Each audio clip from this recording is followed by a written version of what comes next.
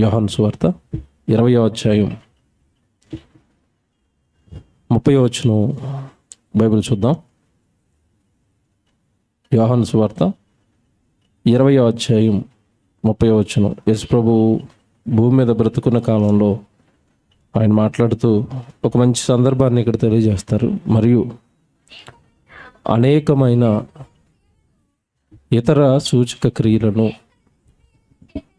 యేసు తన శిష్యుల ఎదుట చేసెను. అవి గ్రంథమందు రాయబడి ఉండలేదు, కానీ యేసు దేవుని కుమారుడైన క్రీస్తు అని మీరు నమ్మునట్లును, నమ్మి ఆయన నామమందు జీవము పొందినట్లును ఇవి వ్రాయబడిను అన్నట్టు చూడండి. క్రీస్తునందు ప్రతి మనుషుడు జీవం పొందాలి అనగా అశాశ్వతమైన ఈ జీవితం నుండి శాశ్వతమైన జీవంలోనికి మనిషి వెళ్ళాలి.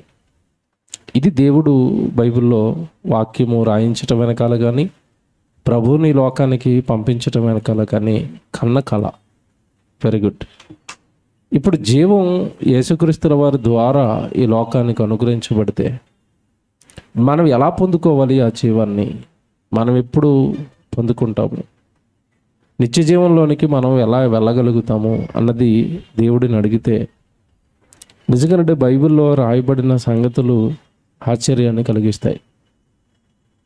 నిత్య జీవం కావాలి అంటే ఏం చేయాలి ప్రభు అన్నప్పుడు, ఇదే యోహాను సువార్తలో మీరు ఒకసారి 5వ అధ్యాయానికి వచ్చేస్తే 39వ వచనం మనం చదువుకుంటాం చాలాసార్లు.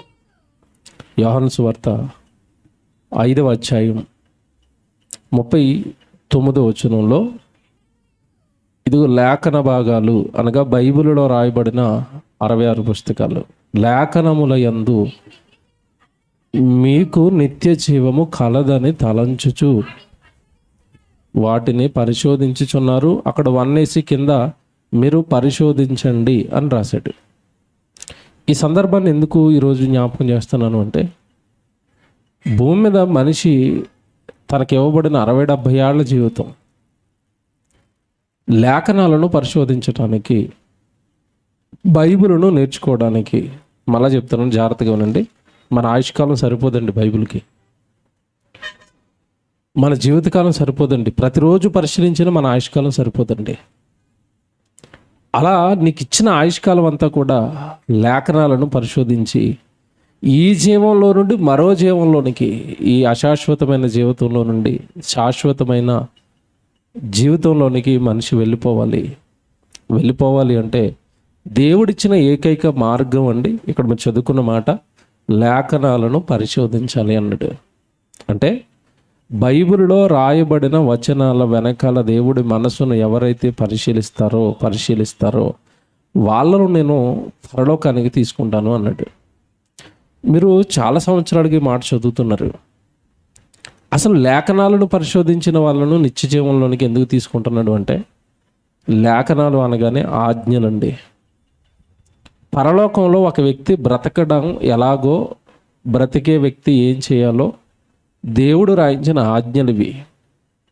ఇప్పుడు మీకు తెలియదు కాదు, వేరే దేశం వెళ్ళి బ్రతకాలనుకుంటున్నప్పుడు ఆ దేశానికి సంబంధించిన రూల్స్ అండ్ రెగ్యులేషన్స్ అన్ని ముందే తెలుసుకుంటారు, వీసాలో రాసి ఉంటాయి. ఇప్పుడు మన కారు భారతదేశంలో ఏ పక్క నడుపుతాం చెప్పండి? మీరు ఏ పక్క నడుపుతున్నారు? ఇప్పుడు ఎడం పక్క నడుపుతాం. అమెరికాకి వెళ్ళిపోతే రైట్ సైడ్ కుడి పక్క నడుపుతారు. వాళ్ళ డ్రైవింగ్ సీట్ అటుపక్క ఉంటుంది. ఇక్కడికి అక్కడికి తేడా. అక్కడ బ్రతకాలనుకున్నవాడు ఆ దేశానికి సంబంధించిన డ్రైవింగ్ రూల్స్ అన్నీ నేర్చుకోవాలి. అప్పుడే అక్కడ బ్రతకగలుగుతాడు. లేదా మా ఇండియాలో ఎడం పక్కన నడుపుతారా, నన్ను అక్కడ ఎడం పక్కన నడిపామనుకోండి యాక్సిడెంట్ అవుతుంది, పోలీసు వాళ్ళు వచ్చి మనల్ని జైల్లో వేస్తారు. అంటే ఏ దేశానికి సంబంధించిన రూల్స్ ఆ దేశానికి ఉంటాయి. అలాగే పరలోకం, దేవుడున్న లోకం, దేవుడితో ఉండవలసిన లోకం, దేవుడే కళ్ళ ముందుండే లోకం. ఆ లోకంలో మనిషి ఎలా బ్రతకాలో, ఎలా జీవించాలో భూమి మీద దేవుడు నేర్పడానికే 66 పుస్తకాలు, ఈ జ్ఞాన గ్రంథాన్ని మనుషుల చేతుల్లో పెట్టంటున్నాడు. లేఖనాలలోనే మీకు ఏముందని చెప్పేశాడు, మీ పరలోకపు జీవితం అంతా అందులోనే ఉంది, వెతుక్కోండి అన్నట్టు. మనిషి చనిపోయిన తర్వాత బ్రతకాలి అంటే, నిత్యజీవం కావాలి అంటే, నీ జీవితం ఎలా ఉండాలో, ఎలా చేస్తే, ఎలా బ్రతికితే నువ్వు పరలోకానికి వస్తావో మొత్తం ఒక రకంగా చెప్పాలంటే రూట్ మ్యాప్ అంతా లేఖనాల్లోనే ఉంది, వెతుక్కుని ఆ రూట్లో వచ్చేయండి అన్నాడు. ఇప్పుడు జాగ్రత్తగా మనం ఆలోచిద్దాం. బైబిల్ను లేఖనాలలో నిత్యజీవం ఉంది, మరో జీవితం ఉంది, మరో బ్రతుకు ఉంది అని దేవుడు చెప్పిన తర్వాత లేఖనం పైన మనిషికి ఏం కలగాలి అంటే సంతోషం కలగాలి, ఆనందం కలగాలి, అంతే కదండి. ఇప్పుడు మనకి ఏదైనా రుచిగా ఉండే పండు వేసవికాలం ఒక మామిడి పళ్ళు వస్తాయి, ఎంత రుచిగా ఉంటాయి అవి. అవి తింటున్నప్పుడు మనకేమొస్తుంది చెప్పండి? మామిడి పండు తింటున్నప్పుడు అందరికీ ఏమొస్తుంది? సంతోషం, ఆనందం. కారణం వాటిలో ఉన్న రుచి. ఇప్పుడు లేఖనాల మీద రుచి మనకి ఎప్పుడు వస్తుంది అంటే, అసలు లేఖనం నీకు ఏం చేస్తుందో నీకు అర్థం అవ్వాలి. బైబిల్లో ఉన్న ప్రతి మాట నీకు ఎలాంటి మేలు చేస్తుందో నీకు అర్థం అవ్వాలి. ఎలాంటి మేలు చేస్తుంది అంటే నిత్య జీవంలోనికి తీసుకెళ్ళిపోద్దట, మరొక లోకంలోనికి నిన్ను నడిపిస్తుందట, మరొక లోకంలో శాశ్వతంగా నీకు జీవితాన్ని ఇస్తుందట. మరొక లోకం అనగానే ఆకలి దప్పికలు లేని దేవుడున్న లోకంలో నిన్ను తీసుకెళ్ళి నిలువబెడుతుందట దేవుని ఎదుట. అంత శక్తి వాక్యానికి ఉంది, అంత బలం వాక్యానికి ఉంది. మనిషిని మార్చనగలదు, మారిన మనిషిని మరో లోకానికి తీసుకుని వెళ్ళగలిగిన శక్తి వాక్యానికి ఉన్నప్పుడు ఆ వాక్యం పట్ల మనుషులకి ఎంత తీవ్రమైన సంతోషం, ఆనందం, ఇష్టం ఉండాలి. అంటే నన్ను మార్చి నన్ను మరో లోకానికి తీసుకెళ్ళిపోయేది వాక్యం కనుక వాక్యం మీద అమితమైన ఇష్టం ఉండాలి. అలా ఇష్టపడిన వ్యక్తి బైబిల్లో మనకు కనబడతాడు దావీదు. దివారాత్రములు బైబిల్ని ఏం చేశాడట? ధ్యానించాడు, ఆనందించాడు, సంతోషించాడు. బైబిలే జీవితం అన్నాడు. ఆ బైబిల్లో ఆయన చదువుకున్న ధర్మశాస్త్రంలోని మాటలే మరలా పాటలుగా రాశాడు. వాక్యం అంటే చాలా ఆనందపడిపోయాడండి. ఎందుకంత ఆనందం అంటే వాక్యము వెనకేముందో తెలుసు, వాక్యము ఏం చేస్తుందో తెలుసు, వాక్యము ఎంతటి ప్రయోజనకరమో దావీదుకు తెలుసు. ఇప్పుడు బైబిల్లో దేవుడు మాట్లాడుతూ ఇంత గొప్పదైన వాక్యం అంటే మన వ్యక్తిగతాన్ని జీవితాన్ని మారుస్తుంది, మన కుటుంబాలను నిలవబెడుతుంది, చక్కగా ఈ జీవితంలో పాపాన్ని మనకు అంటకుండా మన పవిత్రులుగా మనల్ని నిలబెడుతుంది, మన దగ్గరికి ఎటువంటి పాపాన్ని రానివ్వదు, ఎటువంటి చెడు మనలోనికి రానివ్వదు, మనం పాపం చేద్దామంటే ఒప్పుకోదు. ఇంత గొప్పగా మనల్ని నిలబెడుతున్న వాక్యం, ఈ లోకంలో వాక్యం ద్వారా జరిగే మేలులు ఇవైతే, అలా వాక్య ప్రకారం నువ్వు బ్రతికేస్తే మరో లోకం. ఇంత గొప్పదైన వాక్యమునందు మనుషులకు సంతోషం ఉండాలి అని రాశాడు దేవుడు బైబిల్లో. ఇర్మియా గ్రంథం 6వ అధ్యాయం 10వ వచనం చూడండి. బైబిల్లో ఇర్మియా గ్రంథం 6వ అధ్యాయం 19వ వచనం చూడండి. 10వ వచనం అండి, క్షమించండి, 10వ వచనం. ఇర్మియా గ్రంథం 6వ అధ్యాయం 10వ వచనం. ఒకప్పుడు అండి దేవుడు ఇర్మియాను ప్రవక్తగా ఇశ్రాయేలు జనులకు ఇచ్చాడు. ప్రవక్తగా ఇర్మియాను దేవుడు నిలబెట్టిన తర్వాత ఇశ్రాయేలుకి వాళ్ళు ఆ రోజు ప్రవక్త చెబుతున్న మాటలు పట్టించుకోవటం లేదు, లేఖనాలను పట్టించుకోవటం లేదు. అప్పుడు దేవుడే నిజంగా ఈ మాట ఇర్మియాతో రాయిస్తున్నాడు. ఏమని? విందురని నేను ఎవరితో మాట్లాడేదను అన్నాడు. ఎవరికి సాక్ష్యం ఇచ్చేదను? దేవుడికి ప్రారంభం నుంచి ఒక స్వభావం ఉందండి. ఏం స్వభావం తెలుసండి? దేవుడికి ఉన్న స్వభావం ఏంటో తెలుసా? దేవుడు ఎప్పుడు పిల్లలతో మాట్లాడాలనుకుంటాడు. అవునా? ఆదిలో తొలిలో ప్రారంభంలో ఆదాము అవ్వల్ని ఏదైనా తోటలో పెట్టుకున్న తర్వాత ప్రతి చల్లపూట వచ్చి మాట్లాడాడు. నిజంగానండి పిల్లలతో మాట్లాడాలనుకుంటాం. మన పిల్లలతో మాట్లాడకుండా దూరంగా ఉండాలని మనలో ఎవరో అనుకుంటామండి. మీరు చాలామంది పిల్లలు కనపడితే చాలా వాళ్ళకి ఏదో ఒకటి చెప్తూనే ఉంటారు. ఇంట్లోనూ చెప్తూ ఉంటారు, బయట చెప్తూ ఉంటారు, రోడ్డు మీద ఎక్కడ కనపడితే వాడి చెవిలో ఏదో చెప్తూ ఉంటారు. ఏం చెప్తారంటే వాడికి జాగ్రత్తలు చెప్తూ ఉంటారు, వాడికి తెలియనివేవో చెప్తూ ఉంటారు, వాడిని సంతోషపెట్టేవేవో చెప్తూ ఉంటారు. వాడు ఏదైనా అల్లరి చేస్తుంటే అలా కాదు ఇక్కడ ఇలా ఉండకూడదని మాట్లాడుతూ ఉంటారు. పిల్లలతో తల్లిదండ్రులు ఎక్కువగా మాట్లాడుతూ ఉంటారు. ఇప్పుడు దేవుడు ఇక్కడ బాధపడుతూ అంటున్నాడు, విందురని నేను ఎవరితో మాట్లాడేదను అంటే, ఈరోజు భూమి మీద ఉన్న మనుషులు, దేవుని పిల్లలు ఏమైపోయారంటే దేవుడు మాట్లాడతానంటే వినటం లేదట. విందురని నేను ఎవరితో మాట్లాడేదను? ఎవరితో మాట్లాడి నేను? నా మాటలు ఎవరు వింటున్నారు? నా మాటలు ఎవరికి ఇష్టం? నా వాక్యం ఎవరికి ఇష్టం? నేను బైబిల్లో ఉన్న సంగతులు చక్కగా నా పిల్లలకి తెలియపరచాలనుకున్నప్పుడు ఎవరికి సంతోషం, ఎవరికి ఆనందం? విందురని నేను ఎవరితో మాట్లాడేదను, ఎవరికి సాక్ష్యం ఇచ్చేదను? తర్వాత చూసారా, తర్వాత మాట, వారు వినుటకు తమ మనస్సును సిద్ధపరచుకొనలేదు కనుక ఇదిగో వినలేకపోతున్నారు. ఇదిగో వారు యెహోవా వాక్యమునందు సంతోషము లేనివారై. ఈ పదం చూడండి. భూమి మీద ఉన్న మనుషులకట దేని యందు సంతోషము లేదట? యెహోవా వాక్యమునందు సంతోషము లేనివారై అన్నట్టు. అంటే దేవుడు మాట్లాడుతున్నప్పుడు వింటున్న మనకు దేవుడు వాక్యం అట సంతోషాన్ని ఇవ్వాలట, ఆనందాన్ని ఇవ్వాలట. అవును కదా, ప్రపంచం ఇలాగే ఉంది కదా. ప్రపంచానికి తెలియని సంగతులు దేవుడు బైబిల్లో రాయించాడు కదా. ఈరోజు ఈ భూమి మీద ఉన్న మనుషులకి సృష్టి ఎలా కలిగిందో తెలియదు. దేవుడు సృష్టి ఎలా కలిగించాడో మనకి చెప్పాడు కదా. చనిపోయిన తర్వాత బ్రతుకు ఎలాగుంటుందో మనుషులకు తెలియదు. చనిపోయిన తర్వాత బ్రతుకును కళ్ళకు కట్టినట్టుగా బైబిల్లో రాయించాడు కదా. అవన్నీ వింటున్నప్పుడు మనుషుల్లో ఏం కలగాలి అంటే సంతోషం కలగాలట.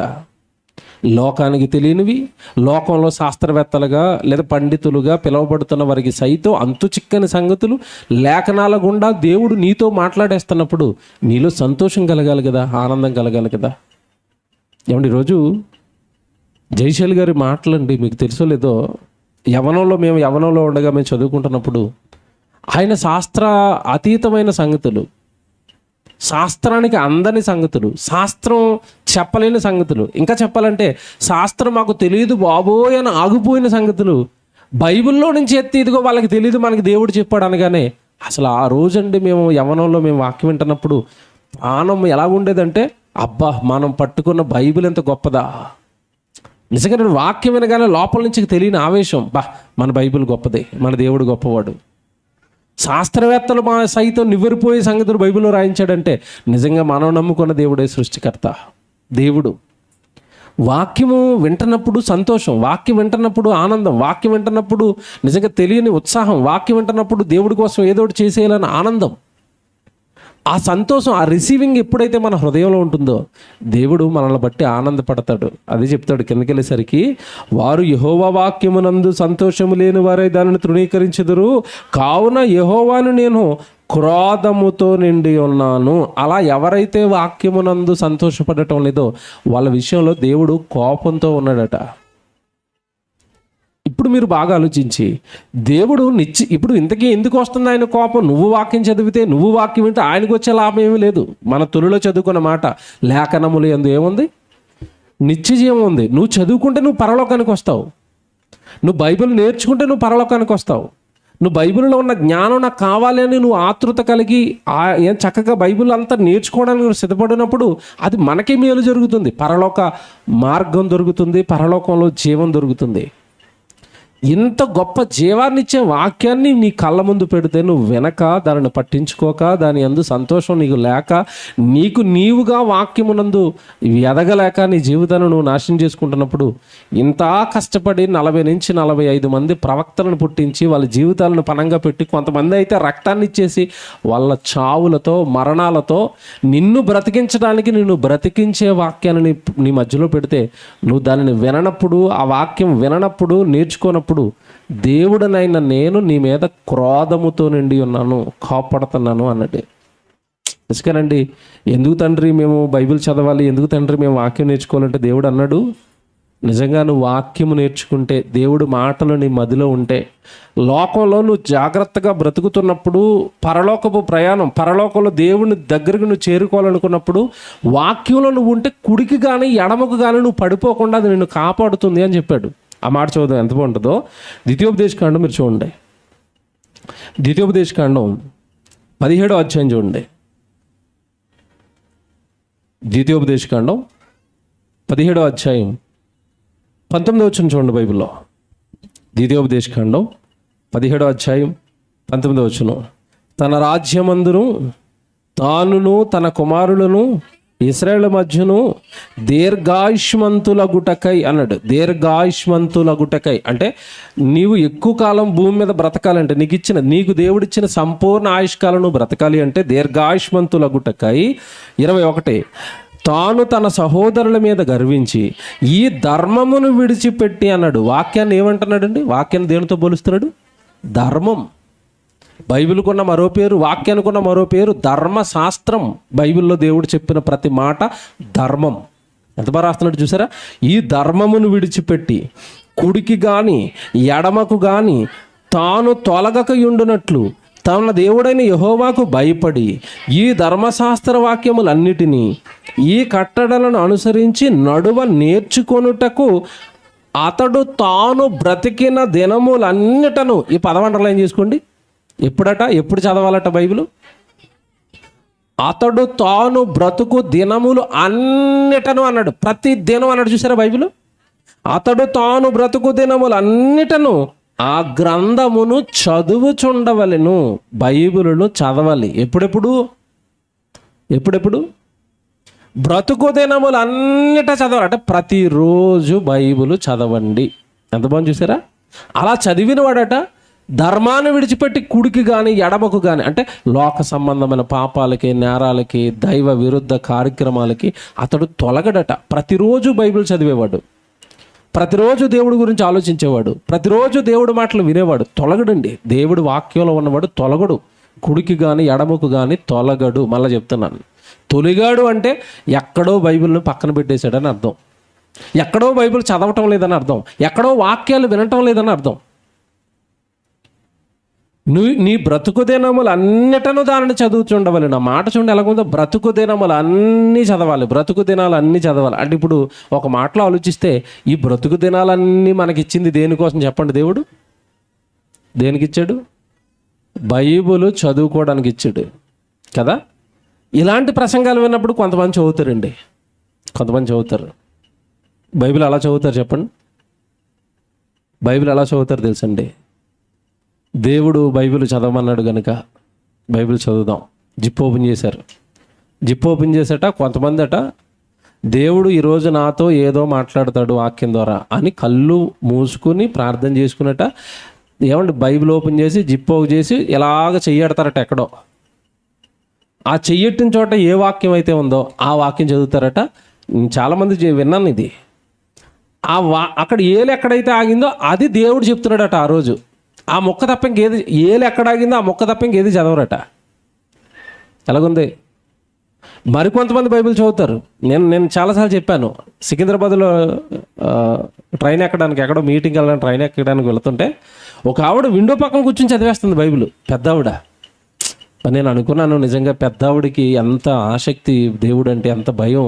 ప్రయాణంలో కూడా బైబిల్ తెచ్చుకుని మరీ చదువుతూ ఉంటుంది. అసలు ఇంట్లోనే బైబిల్ చదవరు చాలామంది. ప్రయాణంలో విండో పక్కన కూర్చొని మరీ చదువుతుందని నాకు ఆనందం వేసి ఆగలేక సంతోషం వచ్చేసి ఆవిడ దగ్గరికి వెళ్ళి, అమ్మ వందనాలు అంటే, వందనాలు అయ్యా అంటే, ఆమె నేను కూడా క్రైస్తవుడేనమ్మా, బైబిల్ చదువుకుంటున్నారు కదా, మాట్లాడడానికి వచ్చాను మీ దగ్గరికి. చెప్పిన ఆయన ఎక్కడికి వెళ్తున్నావు అని అడిగింది.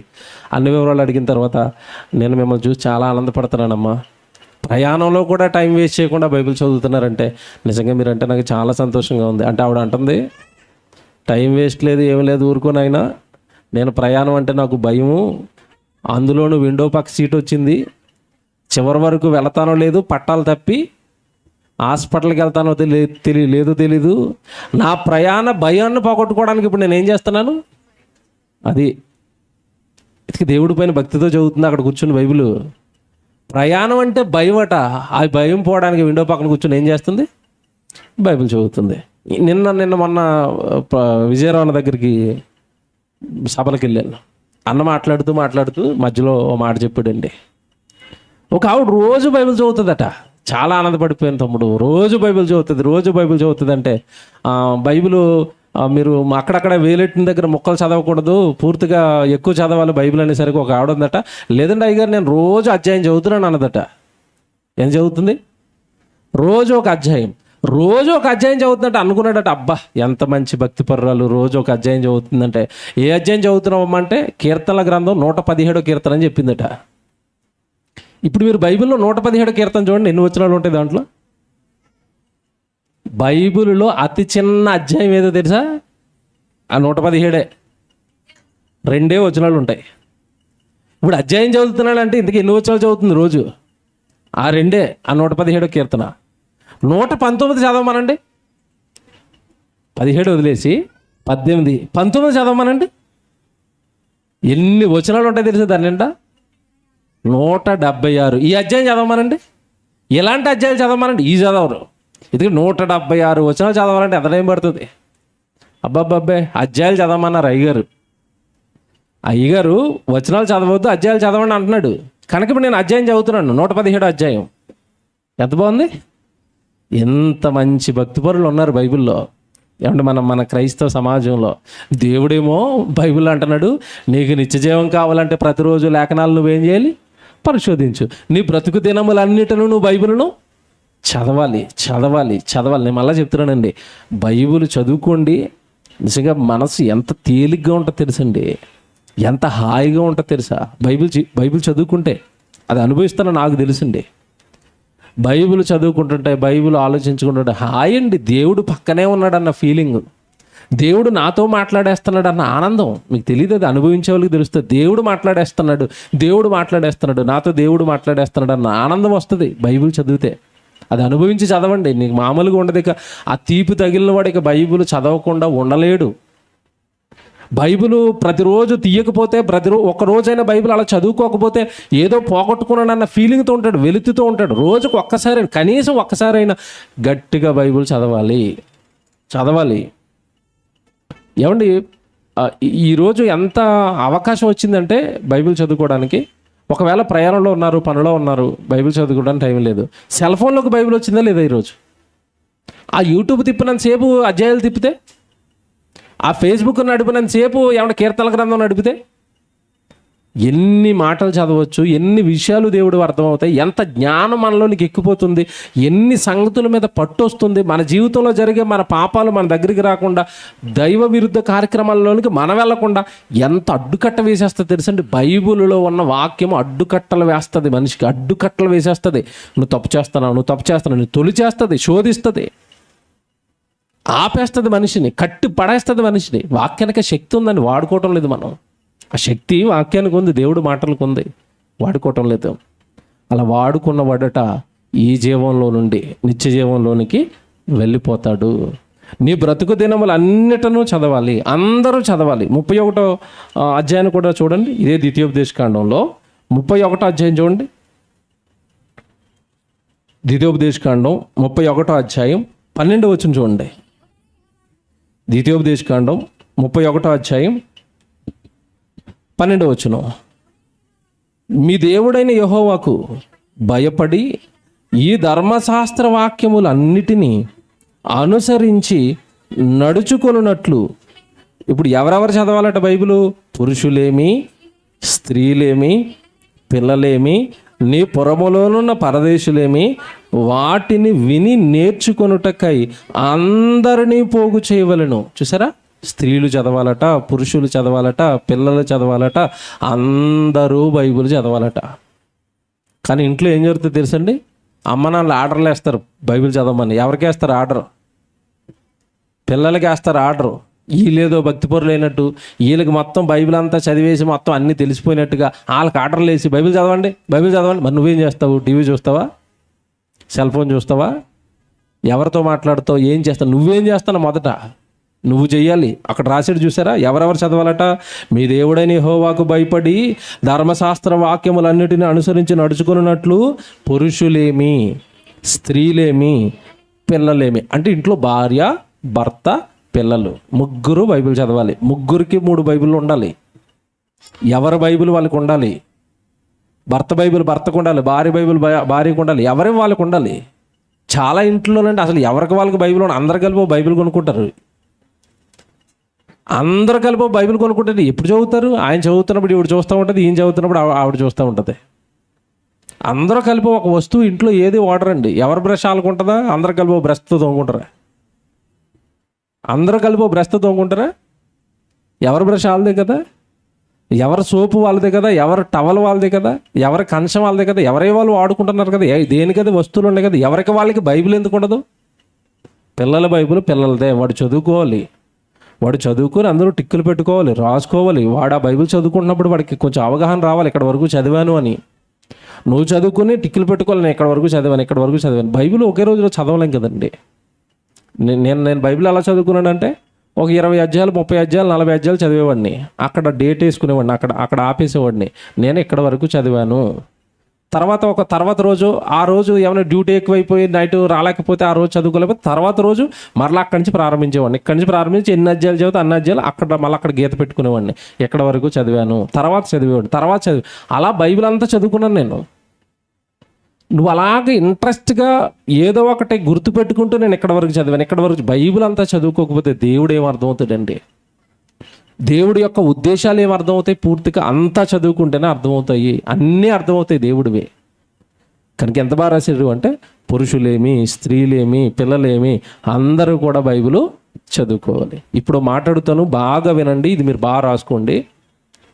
ఈరోజు క్రైస్తవ్యం మోసపోయిందంటే, ఎందుకు మోసపోయిందంటే, దేవుడు అనగానే దేవుడు పేరట జరిగే బోధలన్నీ కూడా దేవుడు మిమ్మల్ని దీవిస్తాడు, దేవుడు మిమ్మల్ని ఆశీర్వదిస్తాడు, దేవుడు మీకు ఆరోగ్యాలు ఇస్తాడు, ఇవి మాత్రం చెప్పుకుంటూ వెళ్ళారు. చాలామంది కింద ఉన్న విశ్వాసులు, వాక్యం వింటున్న విశ్వాసులు ఏమైపోయారంటే, దేవుడైన ఆయన బైబిల్లో అన్ని దీవెనలే రాశాడేమో, దేవుడు అనే ఆయన ఎప్పుడూ మనుషులను క్షమిస్తూ ఉంటాడేమో, దేవుడు అనే ఆయన ఎప్పుడూ మనుషులను భరిస్తూ ఉంటాడేమో, దీవెనలే ఇస్తాడా అని అనుకున్నారు. కానీ బైబిల్లో ఒక వచనం చూపిస్తాను ఇప్పుడు నేను. ఒకనాడు ఇశ్రాయేలుకి ఏమండి మోషే తర్వాత నాయకుడిగా దేవుడు యెహోషువని నిలబెట్టాడు. ఆ యెహోషువని నిలబెట్టిన తర్వాత ఈరోజు కేవలం ఆశీర్వాదాలు మాత్రమే బైబిల్లో ఉంటాయి. అందుకే చూడండి, మీరు జనవరి 1కి వాగ్దానాల పేరిట ఈరోజు క్రైస్తవుల చేతుల్లో పెట్టేవన్నీ కూడా ఏంటవి? ఆశీర్వాదాలు. కానీ బైబిల్లో దేవుడు ఏమేమి చదువుకోమన్నాడు చూసారా? ఒకసారి చూడండి, యెహోషువ గ్రంథం మీరు తీయండి. యెహోషువ గ్రంథం 8వ అధ్యాయం 34 వచనం. బైబిల్లో ఇది చాలా జాగ్రత్తగా రాసుకోవాలి. యెహోషువ గ్రంథం 8వ అధ్యాయం 34 వచనం చదువుతున్నారు. ఆ ధర్మశాస్త్ర గ్రంథములో వ్రాయబడిన వాటిని అన్నిటిని బట్టి, ఈ పదం చూడండి, అన్నీ ఉంటాయి. ధర్మశాస్త్రం అనగానే బైబిల్లో అన్నీ ఉంటాయి. వ్రాయబడిన వాటి అన్నిటిని బట్టి, ఆ ధర్మశాస్త్ర వాక్యములు అన్నిటినీ పదే చెప్తున్నాడు చూసారా? అన్నిటినీ అంటున్నాడు. అన్నిటినీ అనగానే ఎందుకు అన్నాడంటే, నువ్వేం అర్థం చేసుకున్నావు బైబిల్ అంటే, దేవుడు అనగానే దీవెనలే ఉంటాయి, బైబిల్లో ఆశీర్వాదాలే ఉంటాయి. అందుకే చూడండి, మీరు బయట ప్రసంగికులు ప్రసంగాలు చేస్తున్నప్పుడు అది కృతజ్ఞత కూడికైన ఆశీర్వాదాలు చెప్తారు, ఆరాధనైన ఆశీర్వాదాలు చెప్తారు, సభలు పెట్టి కూడా దేవుడు ఆశీర్వాద సభలు, ఎప్పుడు చూడండి ఆశీర్వాదాలు ఇవే ఉంటాయి బైబిల్లో. అందుకే అంటున్నాడు ఇక్కడ బైబిల్లో దేవుడు జాగ్రత్తగా, ఈ ధర్మశాస్త్ర వాక్యములు అన్నిటినీ అనగా దాని దీవెన వచనమును దాని శాప వచనమును చదివి వినిపించెను. ఏమేమి ఉంటాయట బైబిల్లో? దీవెన వచనము, శాపవచనం. అసలు బైబిల్లో శాపాలు ఉంటాయని ఎవరైనా చెప్పారు? ఇప్పటికొచ్చి చెప్పారా? అయ్యగారు ఆటో కొనుక్కున్నానండి, ఏం రాసుకోవాలి? ఏం రాసుకుంటా కొడుక, నీ రాకపోకలియంది యెహోవా నిన్ను, నువ్వు ఆటోలో ఊరి మీద పడి తిరుగుతూ ఉండు, ఆటోలో జనాన్ని ఎక్కించుకుంటూ ఉండు, దేవుడు నిన్ను కాపాడుకుంటూ వస్తాడు. ఆటో ఎప్పుడు గుడికి తేకు, ఆ కారు ఎప్పుడు గుడికి తేకు, నీకు వచ్చిన వ్యాన్ ఏదో పెద్ద వ్యాన్ వచ్చింది, ఆ వ్యాన్ ఎప్పుడు దేవుడి దగ్గరికి తేకు, దేవుడికి వాడకు. నువ్వు రోడ్డు మీద పడి తిరుగుతూ ఉండి, అందులో దేవుడు నిన్ను కాపాడుతాడు. కారు మీద, ఆటో మీద, వ్యాన్ మీద అది రాసేసుకో. ఏమని? నీ రాకపోకలియందు యెహోవా నిన్ను, నువ్వు ఎక్కడికి వెళ్ళి వస్తున్నావు, నిన్ను కాపాడుతాడు ఆయన. దేవుడి పనికి వస్తున్నావా? దేవుడి కొరకు వాడుతున్నావా? దేవుడి కోసం తిరుగుతున్నావా? దేవుడి కోసం వెళుతున్నావా? నీ వెనకాల ఆయన వచ్చి కాపాడుకోవడానికి.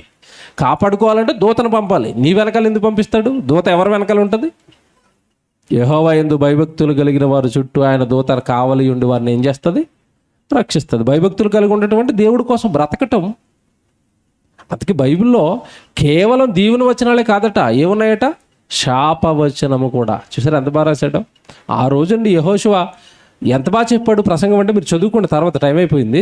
ఎంత బాగా చెప్పాడు అంటే ప్రసంగం, ఇదిగో దేవుడైన యెహోవా మాట మనం వింటే దేవుడు మనల్ని ఆశీర్వదిస్తాడు, దేవుడు మనల్ని దీవిస్తాడు, దేవుడు మనల్ని కాపాడుతాడు.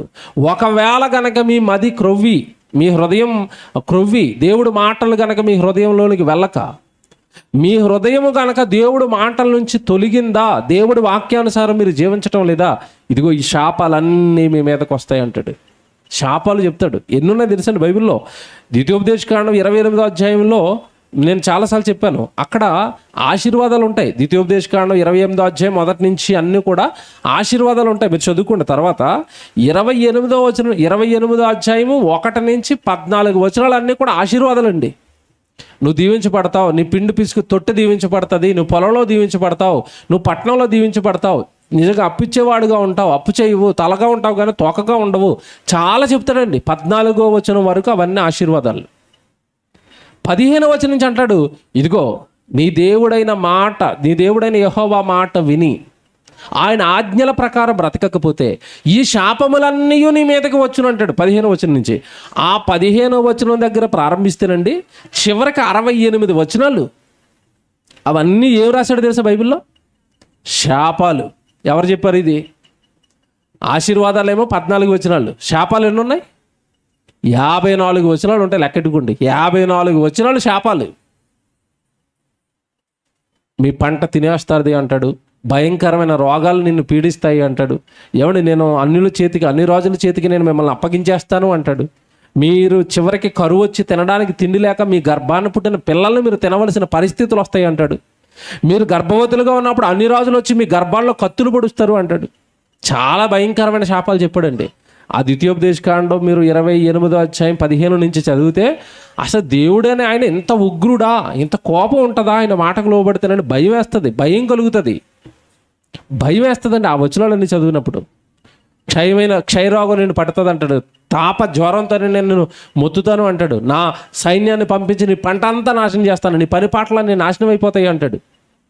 నేను ఎందుకు చెప్పానంటే ఇవన్నీ ఒక్క మాట అడుగుతాను, జాగ్రత్తగా వినండి. నిత్య జీవం వెళ్ళాలి అనుకున్నప్పుడు, పరలోకం వెళ్ళాలనుకున్నప్పుడు లేఖనాలను పరిశోధించండి. లేఖనాలలో మీకు ఏం దాగుంది? నిత్య జీవం ఉందన్నాడు. లేఖనాలలో నిత్య జీవం ఉందన్నప్పుడు లేఖనాలు అన్నీ పరిశీలిస్తే ఈ పని చేస్తే దేవుడికి కోపం వస్తుందా, ఈ పని చేస్తే దేవుడు దీవిస్తాడా, ఈ పని చేస్తే ఆనందపడతాడా, ఈ పని చేస్తే కోపపడతాడా. ఎందుకంటే మనం నెక్స్ట్ మన జర్నీ ఎవరి దగ్గర ఉండాలి? ఎవరితో ఉండాలి? దేవుడితో ఉండాలి, దేవుడు పక్కనే ఉండాలి. నువ్వు దేవుడితో ఉండాలనుకున్నప్పుడు దేవుడు ఎలాంటి పనుల్లో ఆనందపడతాడు, ఎలాంటి పనులు చేస్తే శిక్షిస్తాడు అన్నది భూమి మీద ఉండగానే తెలిసిపోవాలి. అప్పుడు ఆయన పక్కన మనం జాగ్రత్తగా బ్రతకగలుగుతాం పరలోకంలో. కనుక లేఖనాలు పరలోకపు మార్గాలు. పరలోకంలో ఉన్న దేవుడి దగ్గర నువ్వు ఉండడానికి లేఖనం ఒక మార్గం, అందులో ఉన్న విషయాలు ఒక మార్గం. ఎంత బాగా రాశాడు చూసారా? లేఖనాలలో నీకు నిత్యజీవం ఉందంటే లేఖనాల ద్వారా దేవుడు మనసెరుగు. ఎందుకంటే నువ్వు మరణం తర్వాత దేవుడు దగ్గర కూర్చోవాలి, దేవుడితో ఉండాలి, దేవుడన్న లోకంలో నీ జీవం జీవించాలి. కనుక లేఖనాలలో ఆయన మనసు ఉంది, ఆయనతో ఉండాలి అన్నా, ఆయనతో బ్రతకాలి అన్నా, ఆయనతో ఏమైనా చక్కగా పరలోకంలో యుగ యుగాలు ఉండాలి అన్నా ఆయన మనసు ఏంటో లేఖనాల ద్వారా ముందే తెలుసుకోవాలి అని చెప్పాడు.